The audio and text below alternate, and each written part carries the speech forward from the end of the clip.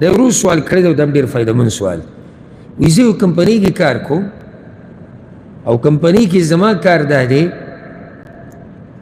چې زه به نظر ساتم په نوکرانو باندې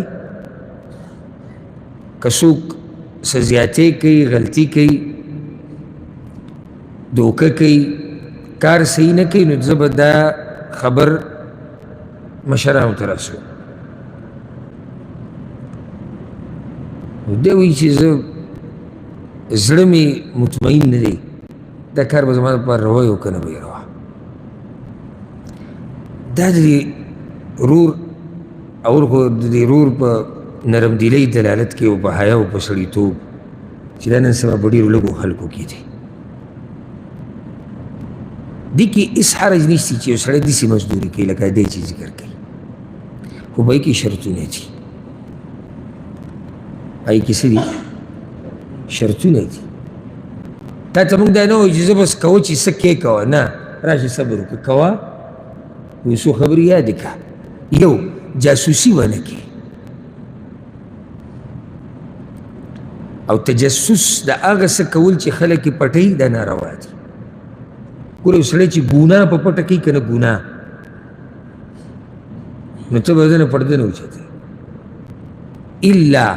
الا یو بعض جاسوسیانې جایز دي ځکه اوس یو سړی معاشرې ته نقصان رسي ملک ته نقصان رسي مسلمانانو ته نقصان رسي حکومت د ده جاسوسي کوي چې دی راګیر کړي د ده دا کار بند شي چې دا فساد ختم شي. زه د هغې خبره نه کوم عامه کمپنۍ کې ته کار کوي جاسوسي به نه کوي ځکه چې قرآن کې الله رب العزت دې نه منع کړې ده رسول وسلم په حدیث کې منع کړې ده ولا تجسسوا ولا تحسسوا رسول وسلم او رسول صلی الله علیه وسلم وایي ګوره څوک چې د مسلمان نه پرده اوچتوي که نه رسول صلی الله علیه وسلم وایي دې ته غوږ کښېږدي رب العالمین د ده نه پرده اوچته کړي یفضحه ولو فی جوف رحله رسول صلی الله علیه وسلم وایي الله رب العزت د ده نه د ده د کور په منځ کې د بچو په مخ کې پرده اوچته کړي. مه اوچتوه د مسلمانانو نه پردې مشر مو مسلمانان او دا هم پښتنو کې بعضو کې شتي دا بیماري او د پلاني ښځو دي شو د هغه خور دي شو هغه دي پرېږده مړه مسلمانان که چا کې دې څه ولیدو نو هغه چا ته ووایه چې څوک اصلاح کولی شي هم په راز په داسې طریقې سره چې دا یو راز دی دا نشته اعلان کې نو که چېرته دی داسې کوي چې جاسوسي کوي نو بیا دا کار څه دی ناروا دی. لکه داسې د ده خبرې ریکارډ کوي یا د ده خاص چې کوم سامان دی اغراض دي په هغې پسې ګرځي کله ورته یو ځای کې پټ نه ځي کله بل ځای کې بهر کوم چې د کار نه علاوه دا جاسوسي ده دا حرام دی. خو که چېرته یو کار واضحه کولا وي لکه یو سړی راشي ډیوټۍ له او بیا ودی دا پټ دی که ښکاره دی ښکاره دی او ستا ذمهواري هم د دې ښکاره کول دي. ښه یو سړي ډیوټي په 9 بجې دی راځي په 10 بجې چوټي کېږي 15 بجې دی ځي په 3 بجې ذمهواري درته ادا کړی شوی چې ته به دا کار کوې د پوره نه کو دا واضحه خبرې او ستا ذمهواري هم د دې بیانول دي اخوا جاسوسي کول نه دي. نو دا مشر ته رسولی شي وګوره یو خبره ته وکړم وروسته د نصیحت نه ګوره د الله د بندګانو سره بلکل سختي مه کوئ. الله رب العزت په دې خپلو بندګانو ګوره ډېر مین دی ګزاره کوه. او زه به ته یو حدیث ذکر کړم که زړه کې دي ایماني که نه وبهېرېږي.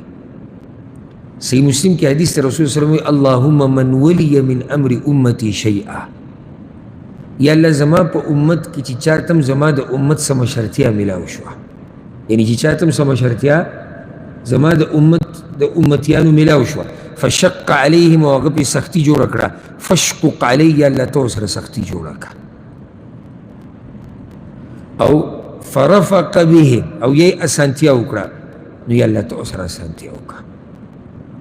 بلکل د الله د بندګان د مرۍ نه مه نیسه او ته وخوځېدې ښه او دا خو ته منټ یو منټ او بس په اول پیر سره ډزه او شکایت او چې بس سړي دا رزق په دې سره د رزق روان دی. یو سړی ما ته وایي چې ته ما ته څه وایي ته خیانت وکړه، دا خو زما ذمهواري ده، زه تا ته دا نه ته خیانت وکړه، زه تا ته دا وایم چې دا خبره برې ته رسېدو نه مخکې ته په یو طریقه حل کړه. نه شي کېدی، کېدی شي دا بیا هم خپله ذمهواري سر ته ورسوله. تا یو عیب ولیدو، نقصان دې ولیدو، هغه دې د هغې د ختمولو دې کوشش وکړو، هغه ختم شو، بس وشو که ونه شوه. او که نه کېږي بیا ته خبر بر ورسو، دا ستا ذمهواري ده. او که ته خبر بیا نه رسې بیا ته خیانت کې، بیا به در الله تپوس کې. خو نه، د الله د بندګانو سره اول ګزاره کوه، اول ورته نصیحت کوه، د هغې نه بعد خفه کېږو به نو. یو خبره به زه حقیقت ذکر کړم، بعضو خلکو ته هله سکون میلاویږي چې څو پورې چاته نقصان نه یې رسولی. یعنې مثال که ته یو ځای کې کار کوې که نه او زه رالم، نو بیا به د کوشش غټ دی چې اوس دا کوم سړی چې دلته دی چې دی زه په څه طریقه دېسې نه لرې کړم.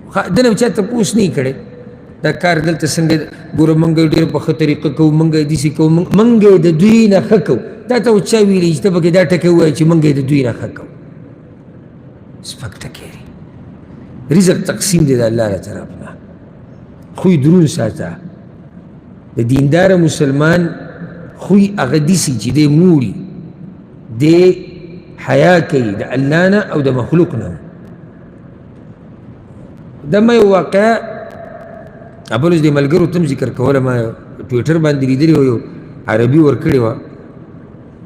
هغه وایي چې د 30 رمضان باندې ما ته کوم ځای کې چې زه کار کوم په ډېر غټ ځای کې و، هغو د طرف نه اډر راغی چې را پلانې د کار نه لرې کړه 30 په به چوټیانې کېږي.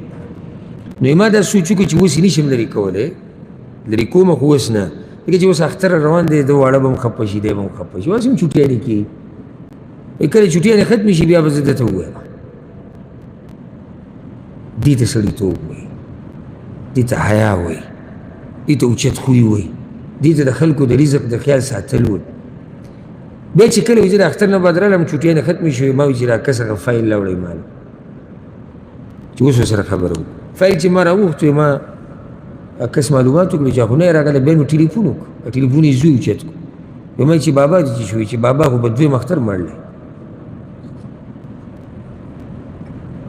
ګوره د ده دې سړیتوب ته که ده دا سړی د کار نه ویستی، دی ګناهګارېدو خو نه که نه، ګناهګارېدو ده ته خو امر راغلی چې دا سړی لرې کړه.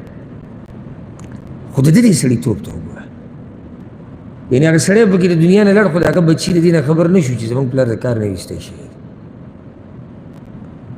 او نه هغه خبر شو د دې قصې نه چې زه د کار، یعنې هغه لا خوشحاله ژوند تېرو چې بیا به زه کار له ځم، وایي که مړ شم. او هسې هم د دنیا نه تو، هغه د دنیا نه روان و.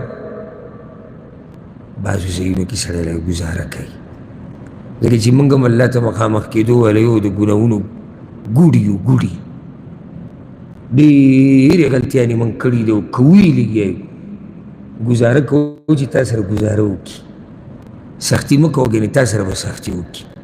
او دا حدیث خو راته یاد شو که نه، چې چا سختي وکړه نو یا الله سختي ورسره وکړه. دا چا ته دعا کړې رسول الله صلی الله علیه وسلم. او یا الله چې چا نرمي وکړه نرمي ورسره وکړه، خلکو سره نرمیانې کوه.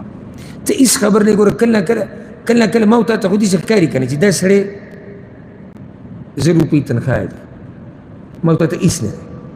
1000 روپۍ تنخواه کېدای شي ما ته هېڅ هم نه ښکاري، 500 روپۍ تنخواه کېدای شي ما ته هېڅ هم نه ښکاري، کېدای شي ما ته داسې په یو معمولي خبره باندې داسې نه لري کیسه وله ختمه وکړو، خو ته دې نه خبر کېدای شي ځکه 1000 روپو ته د الله نه بعد د ده ټوله کورمه، د مور پلار، د ده ښځه بچي ټول دې ته ناست دي، د ده ژوند په دې روان دی.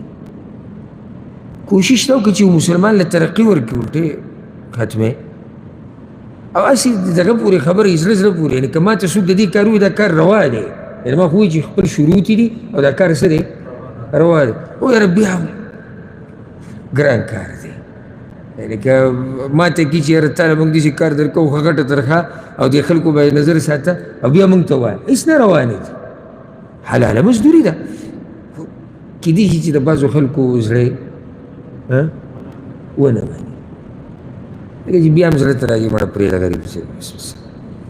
خو دا درته ووایم ما ګورې دا نه دي ویلي چې ته خیانت کوه، صرف مې خبره دې پورې وکړه چې ته اول دته نصیحت وکړه او خوشحالېږه مه په ډېرو رپوټونو وړو باندې بره چې یاره نن خو ما ماشاءالله فایل ډک کړی او دا به زه رسوم. سختي نه ده پکار. دې سره الله رب العزت به هم ته بدي شي چې کله د هغه بندګانو سره سختي کوي او د مخلوق به هم څه شي، مخلوق به هم بدي شي. انشاءالله باقي چې کوم سوالونه دي هغه به روان وي شیسته پرېږدو. الله رب العزت دې موږ پوه کړي په قرآن او په حدیث باندې. هذا والله اعلم وصلى الله وسلم على نبينا محمد.